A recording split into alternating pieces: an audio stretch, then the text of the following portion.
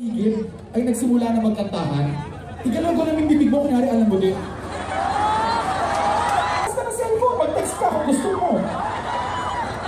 Okay, salamat talaga. Sarap. Ay, sandali. Bago kami magpatuloy sa namin, okay? Siya pa rin yung vice na namin. Kaso nga lang, pare, nagpapahinga siya kasi yung family niya nasa States at yung kids niya doon nag-aaral. So doon muna siya nagsistay. Siyempre, to spend time with the family, no? We've been playing for more than 2 decades. So okay na mag-spend time at mag-time out. Ngayon, habang wala siya, pare, kinuha muna namin bilang rest back yung tropa namin na bahista mula sa bandang Moonstar 88. Palakpakan natin si Paolo. Siya po yung kumanta ng kantang Torete. Mukha lang lalaki pero boses babae. Ang ganda. Sample? Sandali na lang maaari pang pagbigyan. Aalis na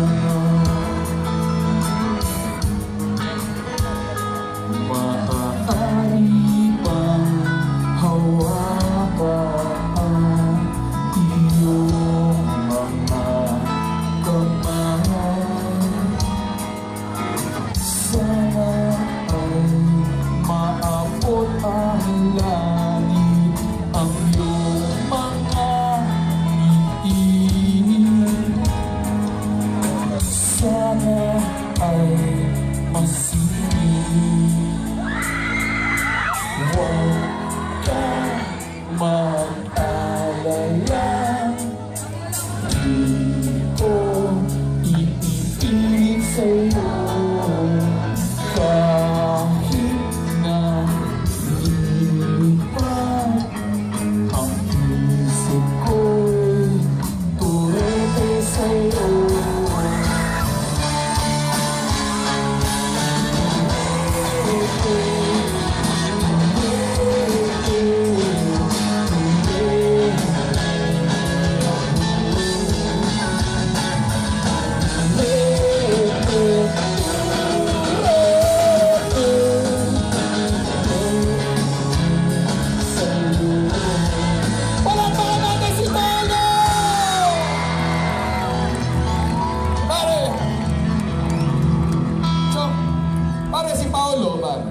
Si Paolo, matagal na namin kabarkada yan.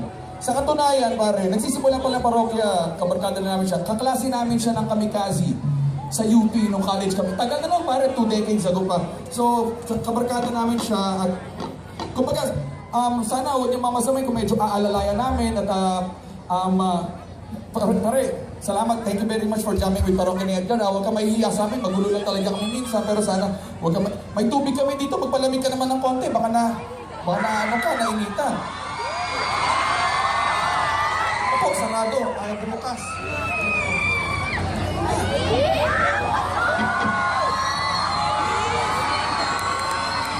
Paolo to gago. Paolo, tubig pa, pare. Tamis. Coffee kasi. Nawaho ka? Oo, sige. Nakuha. Hindi, nauuhaw lang. Pinagbigyan lang ng tubig.